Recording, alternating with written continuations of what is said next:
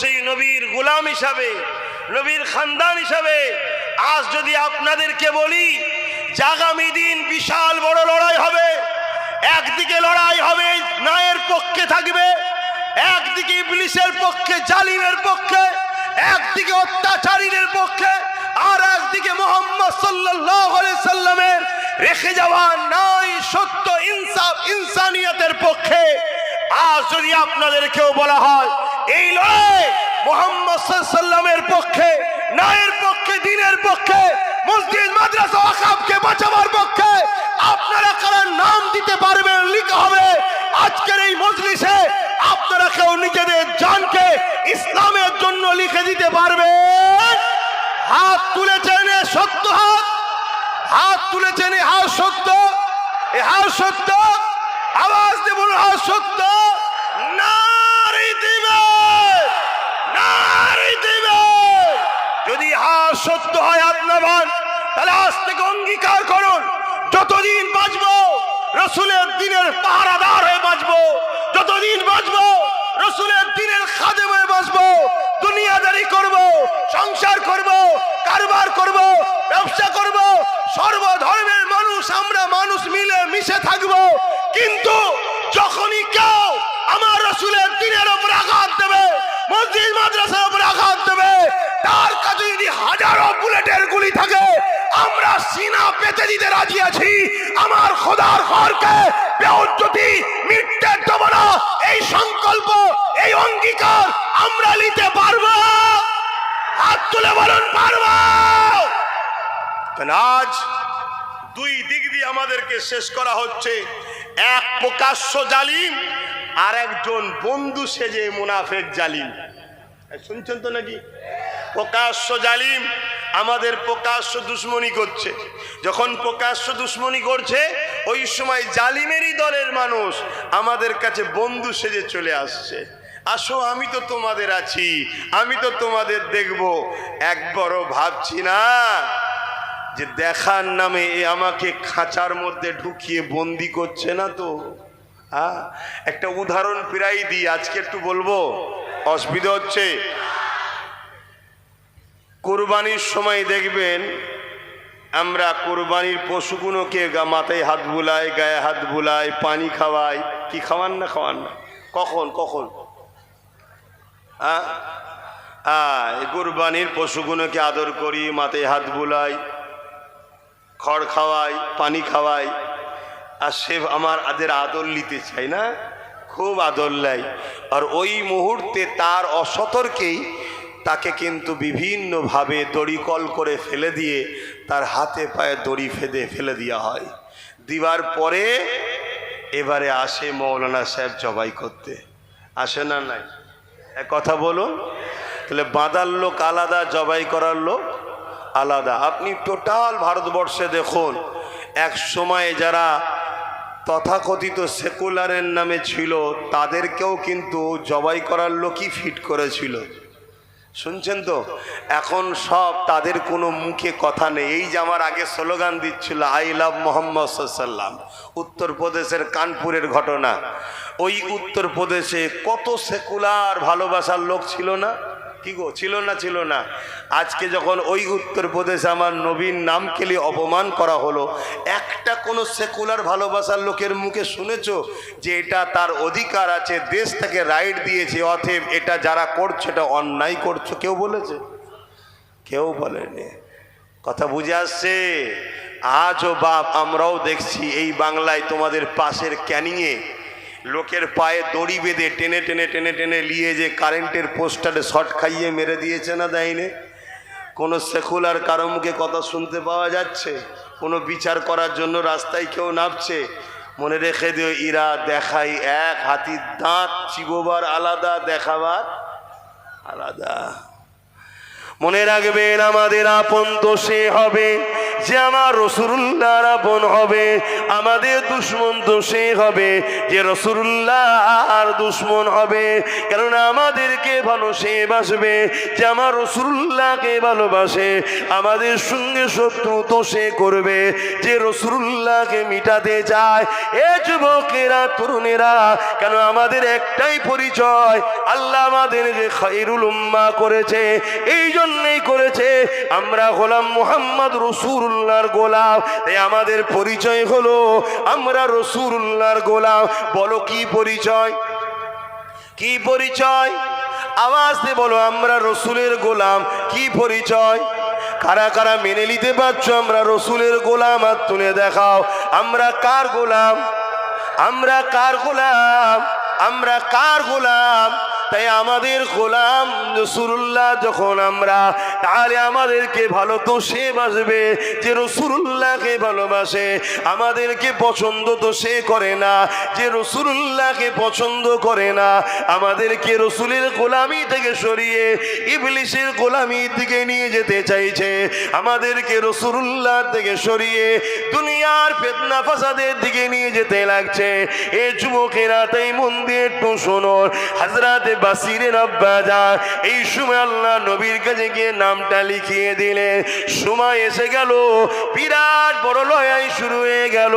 এই লড়াইয়ের ময়দানেতে আল্লাহ নবীর সাহাবারা চলে গেলে, এই লড়াইয়ের ময়দানে সাহাবারা চলে গেলে। ওই ছোট্ট বাসির অপেক্ষায় রয়েছে কবে সাহাবা হুজুররা ফিরে আসবে, আব্বাকে যদি আমরা দেখতে পাই।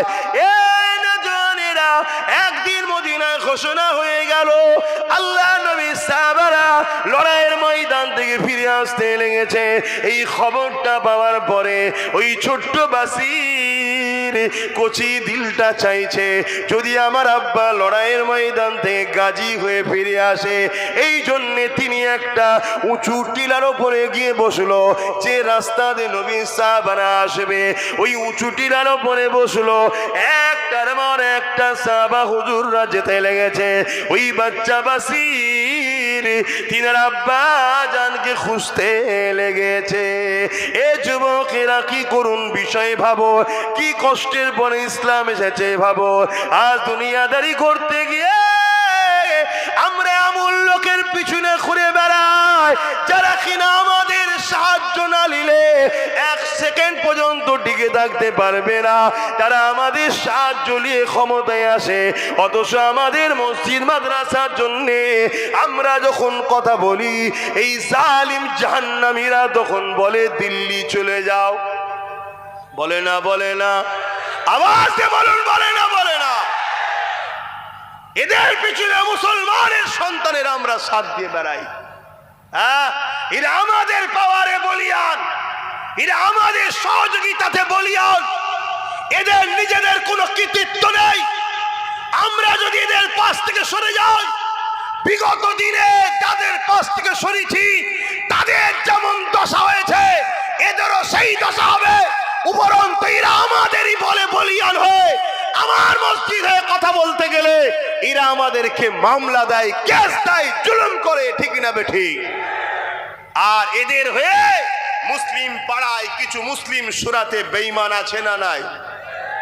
এই প্রতি বছরে 30,000 কম বেশি মুসলমান ইসলাম ত্যাগ করে অন্য ধর্ম কবুল করছে আমার দেশে। কত হাজার প্রতি বছর? এটা ডাটা, ভারত সরকারের ডাটা। শুনছেন তো নাকি? হ্যাঁ, গল্প বলছি না। প্রতি বছরে 30,000 মুসলমান ইসলাম ছেড়ে দিয়ে অন্যদিকে চলে যাচ্ছে। চাপে পড়ে হোক, লোভে পড়ে হোক, খোদার জ্বালাই হোক, বিভিন্ন কেসে জড়িয়ে যাওয়াতে হোক, যাই হোক 30,000। আর আলহামদুলিল্লাহ প্রতি বছরে অন্য ধর্ম থেকে ইসলামে আসছে 4 লক্ষর ওপরে। বলুন সুবহানাল্লাহ, আরো জোরে বলুন সুবহানাল্লাহ। শুনছেন? হ্যাঁ, এ কথাগুলো সবাই বলা সাহসও রাখে না, বলতে চাই না। কেন? অনেককে খুশি করে কথা বলতে হয়।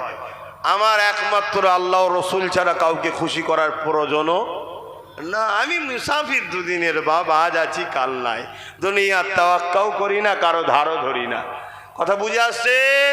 হ্যাঁ, তো বাপেরা আমার, রাত তখন 7-8টা বাজে, গভীর জঙ্গলের ভেতরে গত বর্ষদিন সেই কি আঁকা বাঁকা পাহাড়ের রাস্তা ঘুরে বেড়াচ্ছি, কোনো টেনশন নেই, যা কপালে আছে, বাঘ আছে না ভাল্লুক আছে, যা আছে আছে, আমার কি আছে, কপালে খোদা যেটা লিখা থাকবে সেখানে ছুটতে হবে না, হবে না, এটা মাথায় রেখে দিও।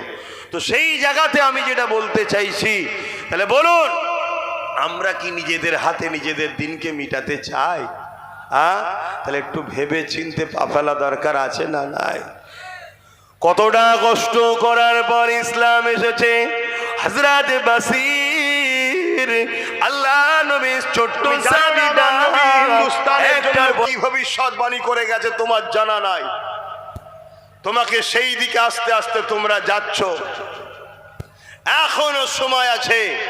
আমার রাসূলের সাহাবাদের দেখে শেখো, তারা দ্বীনের জন্য জান লেগেছে, জান দিয়েছে, মাল লেগেছে, মাল দিয়েছে, বা সন্তানকে পর্যন্ত রাসূলুল্লাহর জন্য ঢাল হিসাবে দাঁড় করিয়ে দিয়েছে। জোরে বলুন সুবহানাল্লাহ। আল্লাহ নবী লড়াইয়ের ময়দানে আরো একটা মানুষ দাঁড়িয়ে গেল, চোখ ভরা পানি। ইয়া রাসূলুল্লাহ, হাবিবাল্লাহ, আপনি আমাকে একটু ইজাজত দেন, আমি একটু ঘরে যাব। এ হারুয়ার মানুষ, এটা হারুয়া তো, কারা কারা হারুয়ার লোক আছে একটু হাত তুলে দেখান তো, হারুয়ার লোক কারা আছে, লম্বা করে হাত তোলেন। এ হারুয়ার মানুষেরা, বাবারা শুনে রেখে দাও গো, তোমারই হারুয়া জমিনে এত সহজে দাড়ি টুপি আসেনে, এত সহজে মসজিদ মাদ্রাসা আসেনে, এত সহজে দ্বীন ইসলাম আসেনে। হারুয়ার পীর আব্বাস আলী গোরাচাঁদ রহমাতুল্লাহ আলাইহি তিনার যে অবদান রয়েছে, এই অবদান ভুলে যাবার মতো নয়। কিন্তু মনে রাখবে, এই জমিনে ইসলাম অনেক লড়াইয়ের পরে এসেছে। এই জমিনে ইসলাম হাজারো মা সন্তান হারা হওয়ার পরে এসেছে। এই জমিনে ইসলাম হাজারো মা এমন করে স্বামী হারা হয়েছে, এমন করে বিধবা হয়েছে, তারপরে এই জমিনে ইসলাম এসেছে গো। তার একটা চোরা বলে যায়, শুনে রেখে দেয়। এ নওজওয়ানেরা, একটা যুবক রাসূলুল্লাহ দরবারে এক ব্যক্তি দাঁড়িয়ে গেল। ইয়া রাসূলুল্লাহ, হাবিবাল্লাহ, হুজুর আপনি আমাকে একটু ইজাজত দেন, আমি একটু ঘরে যাব। আল্লাহ নবী তাকে ইজাজত দিয়ে দিলে। ওই সময় তিনি ঘরে চলে গেলে। ঘরে গিয়ে, ঘর আর তোমার আমার মতো নয়, একটা ঝুপড়ি ঘর রয়েছে পাতা দিয়ে ঘেরা, সেখানে ডাক দিতে লাগলে, এ বাবা বাসির, বাসির বলে ডাক দিলেন। একটা হালকা বয়সে ছোট বাচ্চা বেরিয়ে এলো। আব্বাজান, আব্বাজান বলে বাপকে জড়িয়ে ধরলো। আল্লাহ নবীর সাহাবীটা চোখ দিয়ে পানি বেরোতে লেগেছে। ওই পানি গড়িয়ে গড়িয়ে ওই বাচ্চার মাথায় পড়তে লেগেছে। বাচ্চা মাথা তুলে বলতে লেগেছে, আব্বা আপনি কেন আজকে কাঁদছেন? আমি জানি আপনি আমাকে বড় ভালোবাসে, কারণ এই জমিনের উপরে আমার মা নাই, মা ইন্তেকাল হয়ে গেছে। আপনি আমার আব্বা, আপনি আমার আম্মা, তাই আপনি আমাকে বড় ভালোবাসেন। কিন্তু আজকে কান্নার কারণটা কি? ওই সময় সাহাবী বলতে লাগলে, এ বাবা বাসির, শেষবারের মতো তোমার সঙ্গে আমি দেখা করতে এসেছি। ছেলে বলে, আব্বা কি বলছেন আপনি? বুঝলাম না। ওই সময় সাহাবী বলে, এ বাবা ছেলে রে, আল্লাহ নবী দরবারে বসেছিলাম, নবী আমার জানিয়েছে বাবা ইসলামের জন্য মাল লাগবে, দাও বাবা। যারা মাল দেবে আল্লাহ পাক তাদেরকে জমিন আসমানের মতো বড় বড় জান্নাত দিয়ে দেবে।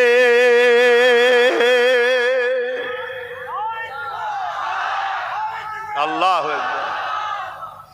বাবা আমি তো তোমার বাপ, গরিব, আমার এই পরনার চাদর ছাড়া কিছু নেই, যদি এটা দিয়ে দিয়ে ইজ্জত চলে যাবে।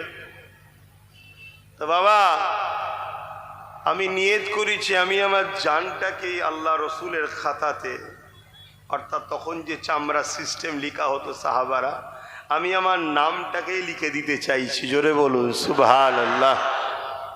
জিহাদের ময়দানে যাব বাবা, তো ওখান থেকে তো ফিরে নাও আসতে পারি। আমি তোমার বাপ, আমি তোমার মা।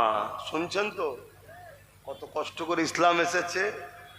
আজকে আজান বন্ধ হয়ে যাচ্ছে, মসজিদ ভেঙে দেওয়া হচ্ছে। আমার বাংলাতে দুর্গাপুরে বোলডুজার দিয়ে মাদ্রাসা ভাঙা হচ্ছে। তোমরা খবর রাখো? কি গো, খবর রাখো? হ্যাঁ কি না বলো? কার কার জানা আছে একটু হাত তুলে দেখাও তো, যে দুর্গাপুরে বোলডুজার দিয়ে মাদ্রাসা ভেঙেছে।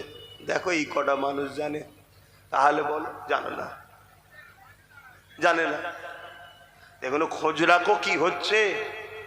আমার পশ্চিম বাংলাতে মাদ্রাসার শিক্ষকগুলো না দিয়ে মাদ্রাসাগুলো বন্ধ হয়ে যাচ্ছে, এই খবর জানো আপনারা? কথা বলে। এই যে সব মৌলানা সাহেবরা বসে আছে, যদি মাদ্রাসা চাকরি দিত তাহলে আমাদের হাজার হাজার বাচ্চারা চাকরি পেত না? পেত না? 10,000 ভ্যাকান্সি খালি। কত? 10,000। আবার এই কথা বললে আমার কওমের একদল মুনাফিক আছে, তারা বলবে সব কথা বলার কি দরকার। কেন বলছে? ওই হারামখোররা আমাদের বাচ্চাদের ভবিষ্যৎ চুরি করে খাচ্ছে, তাই ওদের গায়ে লাগে। কি গো, বলবো না ছেড়ে দেবো? 10,000 আলেম উলামা আমাদের বাচ্চারা চাকরি পেত না? পেত না? এই ভ্যাকান্সিগুলো তো মাদ্রাসাগুলো চলতো না? চলতো না? শেষ হয়ে যাচ্ছে, খেয়ালই নাই। অথচ কত কষ্ট করে ইসলাম এসেছে। শোনো, আল্লাহ ছাড় দিয়েছে, ছেড়ে দেয়নি। মনে রাখবে, আল্লাহ রসুল ছেড়ে যাদের পিছনে হাওয়া দিচ্ছ তাদের হাতেই আল্লাহ তোমাকে আমাকে মিটাবে। এটা কোরআনের সূরা বাকারাতে আল্লাহ ওয়াদা করেছে। কাউকে যদি ভালোবাসতে হয়, মান আহাব্বা লিল্লাহ, আল্লাহর জন্য ভালোবাসো। ও আবগাদা লিল্লাহ, ঝগড়া যদি করতে আল্লাহর জন্য করো। আতা লিল্লাহ, যদি আত্মীয়তা করতে আল্লাহর জন্য করো। মাতা মানা আলিল্লাহ, বিচ্ছেদ যদি হয় আল্লাহর জন্যই করো। আব্বাস সিদ্দিকীকে ভালোবাসেন আপনারা? কার জন্য? জোরে বলে, কারা কারা আল্লাহর জন্য আমাকে ভালোবাসেন একটু হাত তুলে দেখান। আলহামদুলিল্লাহ, আলহামদুলিল্লাহ, আলহামদুলিল্লাহ। এই ভালোবাসাটা হলো সলিড, এই ভালোবাসাটা হলো সলিড। হাত নামাও। যদি কোনোদিন আমার সঙ্গে ঝগড়া করতে হয়, কার জন্য করবেন?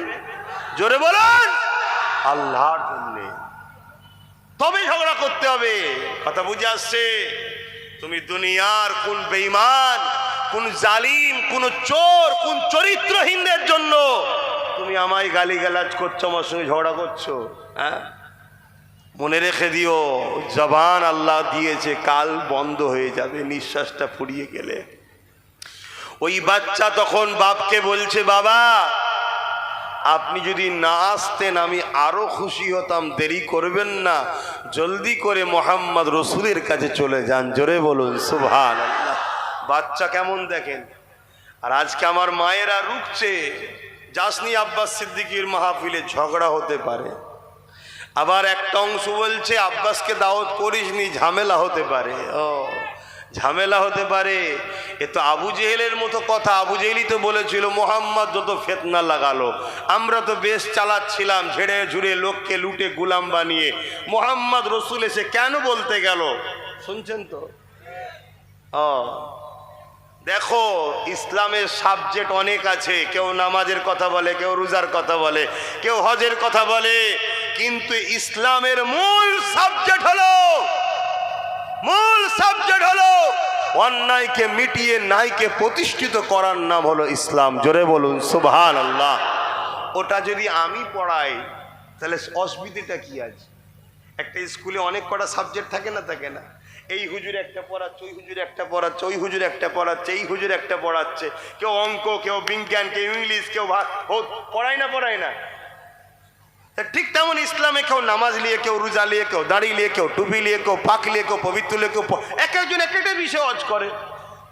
আব্বাস সিদ্দিকী যদি একটু ন্যায়ের পক্ষে অন্যায়ের বিরুদ্ধে এই সাবজেক্টটা পড়ায়, তাহলে বাকি হুজুরদেরও সাথ দেওয়া দরকার, আর বাকি মুসলমানদেরও বলা দরকার। না তো ইসলামের বাইরে কথা বলছে না, ইসলামের পক্ষেই তো কথা বলছে। কি বলা দরকার আছে না? না, কিন্তু না, আমার রসুল 40 বছর মক্কার জমিনে ছিল, সবাই রসুলের তারিফ করছে, প্রশংসা করছে। এমনকি রসুলকে আল আমিন চির সত্যবাদী বলছে, as-সাদিক সত্যবাদী বলছে, সব প্রশংসা করছে। যেই নবী বললেন এই জমিন আসমান একজন মালিক, ला इलाहा इल्लल्लाह, अल्लाह के सिवा दूसरा कोई माबूद ही नहीं। আর নবী যখনই বললেন জুলুম বন্ধ করো, নারীর অধিকার দাও, অত্যাচার বন্ধ করো, রেপ বন্ধ করো, নারীদেরকে জ্যান্ত পুঁতে দেওয়া বন্ধ করো, অমনি রাসূলুল্লাহর বিরুদ্ধে মক্কার যারাই তারিফ করেছিল বিরুদ্ধে লেগেছে না লাগেনি? জোরে বলেন, আওয়াজ দেন। অতএব পাতে যতক্ষণ দিচ্ছি ততক্ষণ খাদেম ভালো, আর যখনই পাতে দেবে না এই লোক ভালো নয়, এটা ঠিক ভালো যে লক্ষণ নয়। তাহলে ভালোবাসবো কার জন্যে? দুশ্মনী কার জন্যে? আল্লাহ নবীর ওই বাচ্চা সাহাবী বাসির বাপকে বলে দিলেন, আব্বা যান আপনি যদি না আসতেন আরো খুশি হতাম।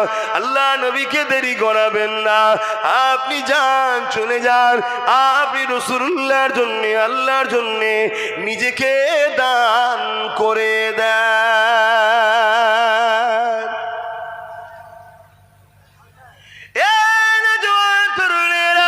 আল্লাহ নবী সাহাবী চলে গেলেন, আল্লাহ নবীর কাছে হাজির হয়ে গেলেন, হয়ে গিয়ে বলতে লাগলেন, ইয়া রাসূলুল্লাহ, হাবিবাল্লাহ, হুজুর আপনি আমার নামটা লিখেলেন, আমি নিজেকে আল্লাহর দ্বীনের জন্য দান করে দিলাম।